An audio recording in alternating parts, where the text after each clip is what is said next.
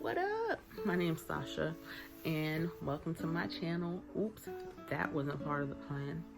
Where I'm going to be discussing my journey having had stage 4 cancer. I had stage 4 lymphoma, and I just wished that back then I had someone that I could just watch and relate to, but I didn't. I couldn't find any videos with anybody around my age group going through the same thing, so I just wanted to provide that for someone. So I'm gonna be taking you through, when I started getting sick, when I was diagnosed, and what I did to get through everything, and what I'm doing now, how I got my fro to be so fluffy, all that good stuff. So, okay. So I am a nurse. I am a pediatric nurse. That is my field of choice, pediatrics, but I was working in geriatrics with the elderly at the time that I realized that I was sick. I had been working for about a month straight and ignoring my symptoms. I was sick as a dog. I was doing pediatrics part-time and working full-time in geriatrics. And so I thought, I'm just overworking myself. I'm ignoring I probably have a flu or something, and I'm working too much, which is making my symptoms worse. Well, I was sick, but I didn't have a flu. I had been working for a good 30 days and ignoring my symptoms. I had night sweats every night. I had a fever for a whole month. Every day the onset of the fever, I think, was about 5 or 6 p.m. every night. I know some of you are thinking that's impossible, you would have died. I'm telling you, I had a fever every night for about a month, and I ignored it. I thought, I don't have time to be sick. I have patients relying on me. We have bills. Like, ain't nobody got time to be sick. I don't have time to have a flu. Like, no.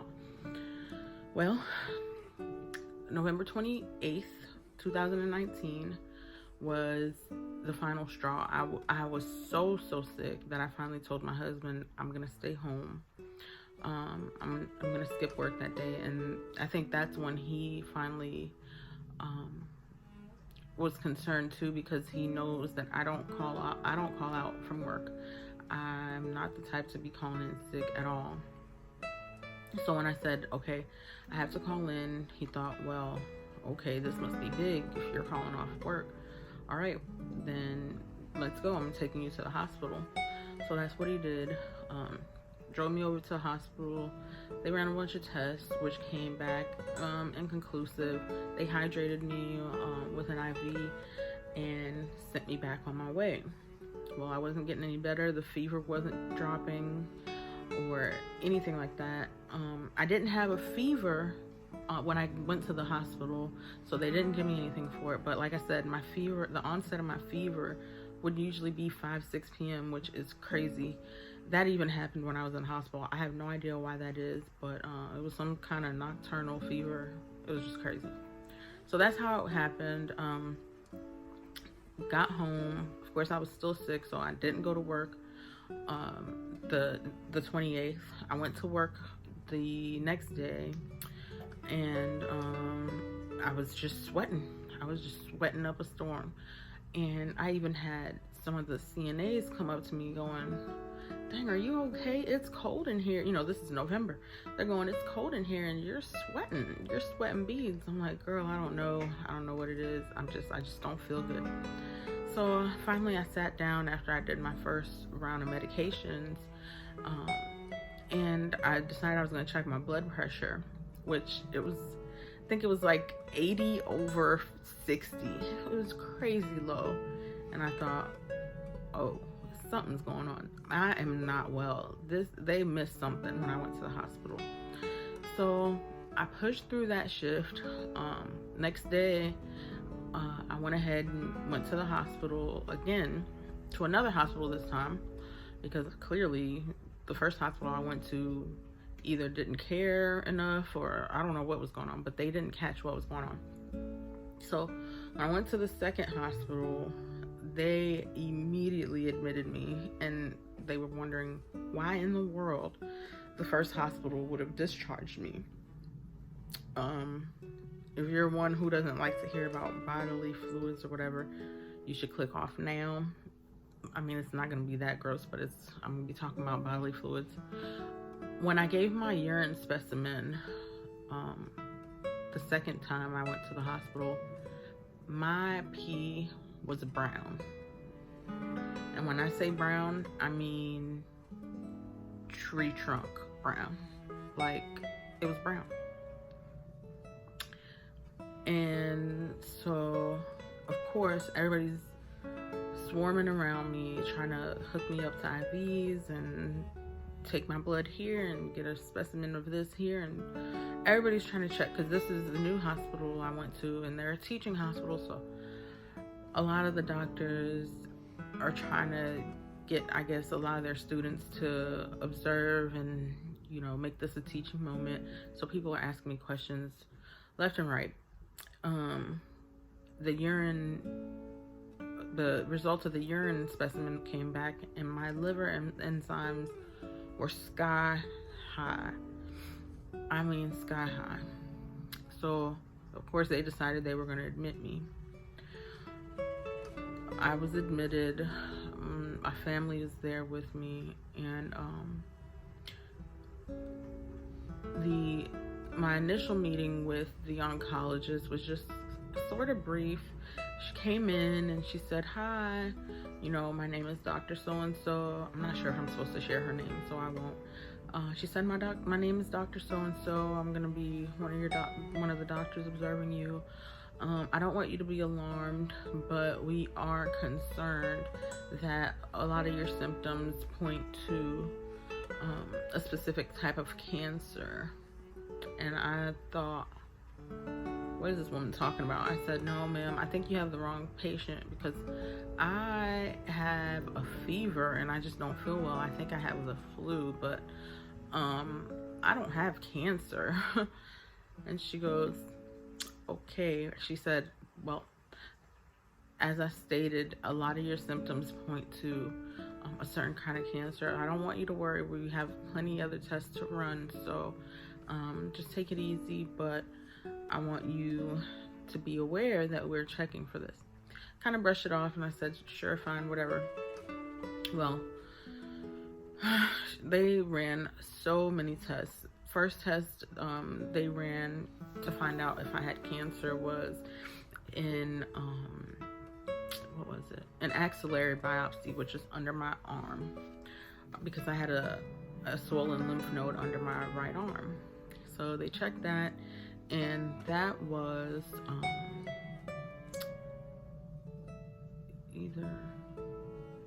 inconclusive. So that was inconclusive, and of course, when things are inconclusive, people want to check back and find out, dig deeper. So we're 2 days in now of me being admitted into the hospital, and they come back, "Well, your test is inconclusive," but this whole time they couldn't get my fever down. "We're concerned. We don't know how to get your fever down. Your liver enzymes are high, so we can't keep pumping you with Tylenol, because Tylenol affects your liver adversely. So we have to do something. We have to find something out." Now, it's November and it's cold, but the only thing that they could do besides pump me full of Tylenol was alternate from Tylenol to ibuprofen, and then they had this cooling bed that they would lie me on top of and then put me under a cooling blanket. I am freezing. My teeth are chattering. It's November. It's freezing. They have the AC blasting in my room. I'm freezing cold, but they had to try to get the fever down, because the fever's like 103, 104. It was just ridiculous. Every single night I was miserable. So eventually a really young guy came in. He must have been either a resident or a really new doc, and he said, "I know that you have been put through everything, but I want to run some more tests on you because I really think that you do have this cancer, this lymphoma. And at this point, it sucks to say it, I really just wanted it over with. I thought, just find something. I don't know. I need this fever to go away. I'm miserable. So I told him, fine, you can run the test. Ran the test. They wanted to do a bone marrow biopsy this time. So they did the bone marrow biopsy and it came back negative. Great. I told my whole family, it's negative. I don't have cancer. So we're rejoicing, but at the same time, I still have this fever that's not going away. We need to figure out what's going on, why I have this fever. So a couple days later, same young doc comes in and he's like, I know I said that, we were done running tests for this, but I really feel like all your symptoms point to lymphoma, and I just have to check. Your spleen is enlarged, and I want to check. I want to do get a biopsy of your spleen. And I thought, fine, if that's what you have to do to give me answers to figure out what we can do, how we can get this fever down, then do it. So they did. They got a spleen biopsy, which felt like it took a million years for the results to come back. And that's when, that's how I was diagnosed with lymphoma. My first oncologist came back and she was with the gentleman, and they both broke the news, that I had lymphoma, and it was in the final stage, and I had to start chemo that day. And she asked me if I had children, and I told her no. My husband and I don't have children. And she said, well, do y'all want children? I said, yes, we're a young couple, we want children. She said, well, I hate to tell you this, but that may not be a possibility because the chemo a lot of the times will affect your fertility. And so that was hard to hear. There was no time to freeze eggs or anything like that because I had to start chemo that day. I had no time, she told me I could be gone. I could be dead if I were to try to wait for to do anything like that. So we started chemo. I talked to my family because I wasn't going to start chemo without talking to them first. And then we started chemo that night. I had to have 6 rounds of R-CHOP. And it was the hardest time of my life. When I went into the hospital, I had twists in my hair. So I wasn't even thinking about hair loss or anything like that. I just was still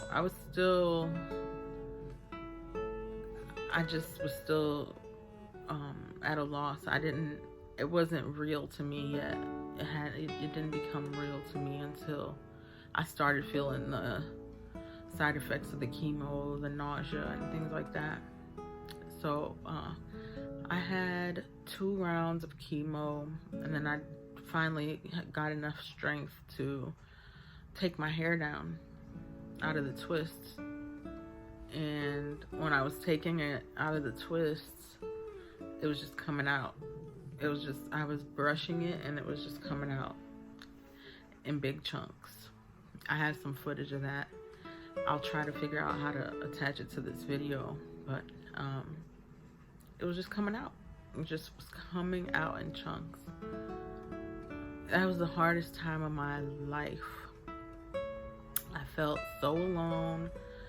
I had people all around me, but I felt alone. My mother is an angel. She took care of me like I was a baby, but I just felt, alone. I was confused. I was upset. I was depressed. I was just angry. Why would this happen to me? But here we are. This is, what is today's date? March 3rd, 2021. And I'm doing great. I completed my chemo in April of 2020. And here I am. I'm healthy. I am cured. The proper term is in remission, but I like to say cured because I like to believe that this will never happen to me again. It's just a hard chapter in my life that I want to shut the book on. But I just want to tell you guys and share my journey with you guys to let you know that there is hope. There's a light at the end of the tunnel. You will get better. Your hair will grow back. Your personality is not lost. You're not going to always be depressed. Life does go on. I want to share my life after cancer with y'all because I think it's important for a person going through it to see what can happen if you just push through, just keep living day by day, minute by minute, second by second if you have to. It does get better. So if you guys have any questions, just comment below or message me and I will try my best to get back to you. I've been doing a lot. My husband and I started a business. We now have several businesses, and so we're pretty busy, but I promise I'll try to get back to you guys because it's very important to me that you guys have support that I felt like I didn't have. And if you're concerned about your hair growing back, just look at this fro. I was bald. I was Mr. Clean Bald April of last year, and I've got my fro again. So it's just hair. It grows back. I know it's traumatic to see it coming out in your brush. Just shave it off. Shave it off. Don't even put yourself through that trauma because it's just gonna it's gonna be opening the wound back every time you try to brush through it. So wanted to share that with you guys. Message me if you have any questions. You got, if you want to chat, if you need a shoulder and you're going through this and you feel like, oh my God, I don't know what I'm gonna do, hit me up. I promise you it gets better. Okay, I'm gonna stop talking because it's been 18 minutes now, and I know y'all don't like long videos. Well, at least I don't like videos that are too long. But anyway, let me know what y'all want to know. What else you guys want to know about me? What kind of questions do y'all have about the cancer journey? Do you feel like you want to know about my energy levels, just anything you want to know? If you feel like you're struggling with something from having chemo, let me know in the comments below and I will answer you guys as soon as I can. Okay, take care, be strong, and just know life doesn't happen how you think it's gonna happen. All right, y'all, it's Sasha. Peace.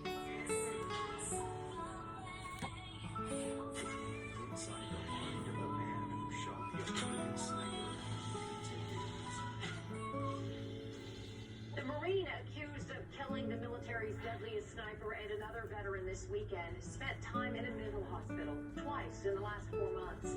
According to police records, Eddie Root threatened to kill his family and then commit suicide. And there was another incident just last month that caused police to take him to Green Oak Psychiatric Hospital.